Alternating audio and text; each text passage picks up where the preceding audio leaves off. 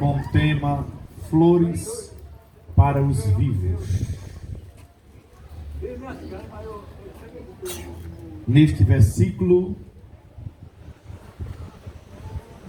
de Eclesiastes, capítulo 9, versículo 10, que diz assim: tudo que vier à mão para fazer, faze-o conforme as tuas forças, porque na sepultura para onde tu vais não há obras, nem projeto, nem conhecimento, nem sabedoria alguma. Para onde você vai, não tem obras, nem tem projetos, e nem conhecimento, e nem sabedoria alguma. Como eu disse no início, flores para os vivos. É algo muito curioso e triste na nossa cultura brasileira. Ninguém recebe tanto elogio quanto o defunto. É impressionante. É uma rasgação de seda sem fim. O caixão vira um palco de discurso, homenagem e lágrimas. Mas a pergunta é: será que aqueles que partiu ouviu algum desses elogios quando estava vivo? Porque é interessante. A gente hoje invertemos os valores. Damos prioridade mais a um animal que agora come na mesa, deita numa cama. Não que a gente não viesse desprezá-lo, maltratá-lo de maneira nenhuma. O animal tem que ter a sua honra, mas no seu devido lugar. Tem gente que beija o animal no rosto, na boca, né? Mas quanto ao ser humano, quando está vivo, despreza, passa anos sem falar. Faz me lembrar muito bem de dois irmãos que há 20 anos eles estavam intrigados, separados por coisas banais. Quando um recebeu a notícia do falecimento do seu irmão, ele não acreditou. Ele caiu em pranto. Ele rasgou a sua alma, chorou e disse assim: ah, como eu amava ele! Era para eu ter dito a ele, eu era para ter falado para ele o tanto que eu amava ele. Mas agora já é tarde, ele não está mais aqui. Não deixe para valorizar a vida depois que partir, porque já diz a Bíblia que partindo daqui, sem reconhecer Jesus como Senhor e Salvador da sua vida, segue-se ao juízo, porque o homem está ordenado morrer somente uma vez.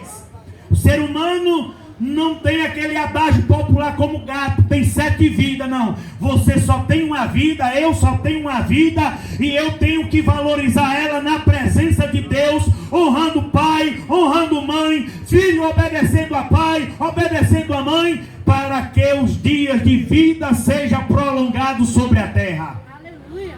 A gente quer as bênçãos de Deus vivendo em um caminho de desobediência. E aí, essa cultura brasileira é interessante. Porque quando nós vamos ver, o defunto recebe mais flores do que os vivos. Nada contra aqui, o pessoal que convém as suas flores, nada contra. É só falando da questão da cultura brasileira. Porque quando estão vivos, o marido não tem coragem de levar nenhum buquê de flor para a mulher quando está vivo. A mulher não tem nem coragem de acender a vela no dia do seu aniversário, do aniversário do marido, e até mesmo no dia do seu casamento. Mas depois que morre, depois que parte, leva flores, leva vela, acende, não se esquece do dia 2, não se esquece do dia que partiu. Mas quando nós vamos olhar para a cultura que é brasileira, as pessoas honram mais os mortos do que os vivos. Os vivos desprezam, rechaçam, negam um copo de água, negam um prato de comida, negam uma vestimenta, negam um abraço, mas depois que morre, defunto recebe mais flores do que os vivos, é verdade? Você já recebeu quantas flores quando estava vivo? E aí a gente percebe que depois que morre, o defunto recebe tantas flores no funeral, e que faz me lembrar de uma coisa. Morreu um certo rico, milionário, e aí encheram o caixão dele de flores. Foi tantas flores que tiveram que contratar um caminhão só para levar os buquês de flores, e outro para levar o seu caixão. Porque ele recebeu tantas das flores, tanta homenagem. A pergunta que não quer calar é se ele recebeu também quando ele estava vivo. Porque às vezes as pessoas, o ser humano, quando está vivo, diz uma para outra: fulano não presta, fulano não sei o quê, fulano... A gente escuta isso no funeral, né? Mas depois que quando morre, mas fulano era tão bom, fulano era isso, fulano era aquilo. Mas não é a realidade. Às vezes são dezenas, até centenas de coroa, caminhões e caminhões de flores, e o defunto estava ali no imóvel sem poder sentir nenhum perfume de nenhuma só rosa. Quando estava vivo, não recebeu, mas depois que morreu, isso é para nós refletirmos. Aí tem uma reflexão aqui para nós: por que tantas flores agora? Se quando estava vivo ninguém levou nem sequer uma margarida para ele. A resposta é simples e é dura. A voz do remorso fala mais alto do que a voz da gratidão. A voz do remorso fala mais alto do que a voz da gratidão. Porque aquilo que era para fazer enquanto estava vivo, depois que morreu, o remorso bate, as lágrimas descem.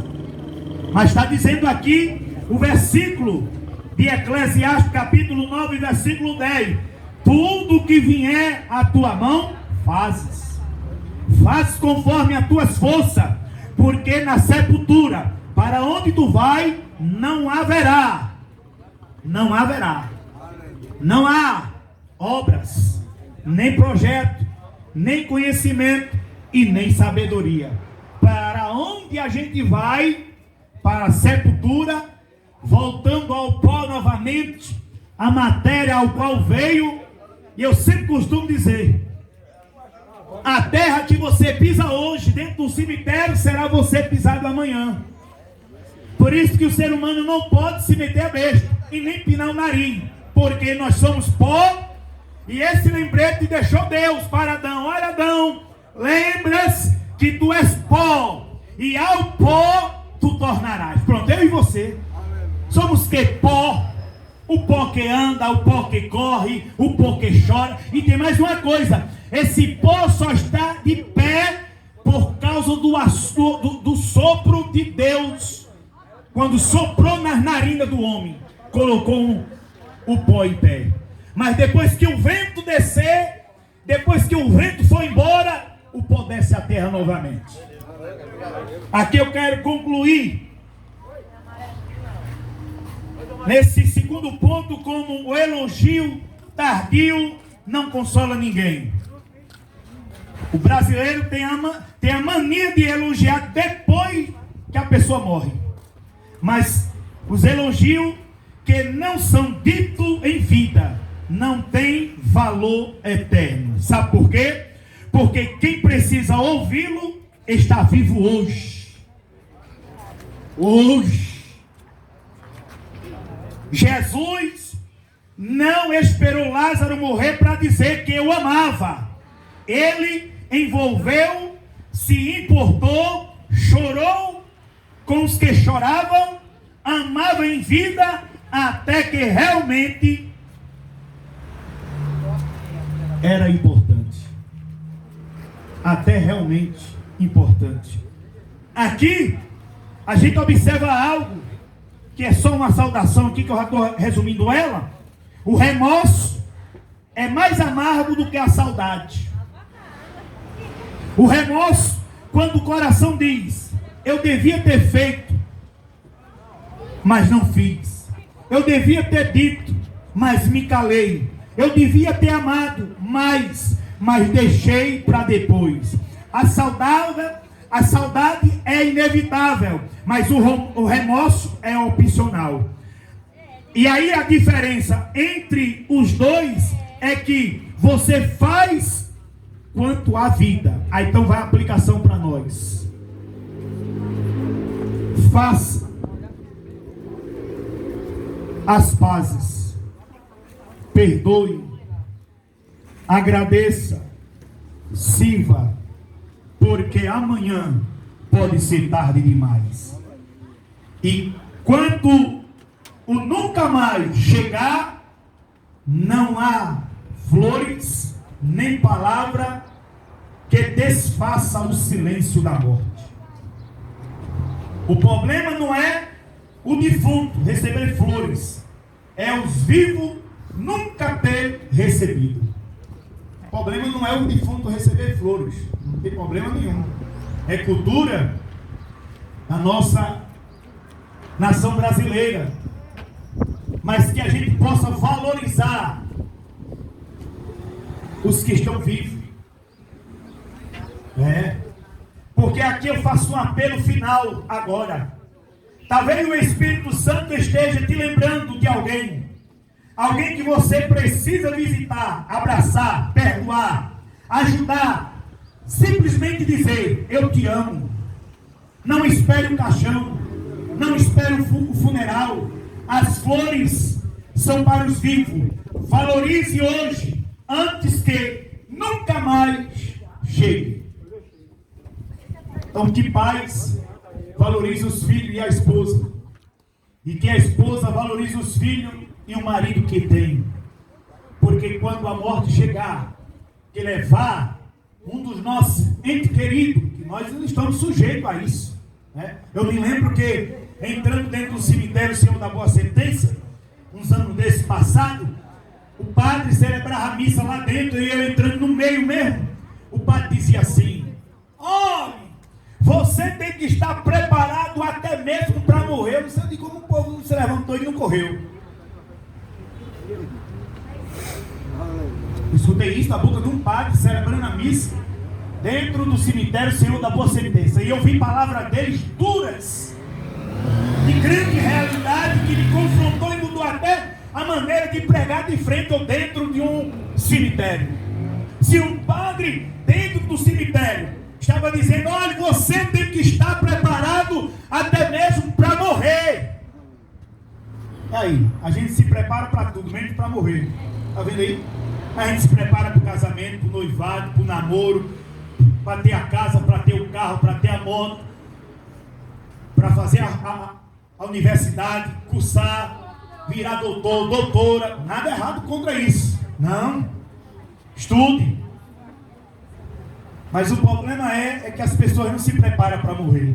E tem uma coisa: nem eu nem tu sabe o dia, sabe a hora e nem sabe quanto tempo nós temos de vida aqui.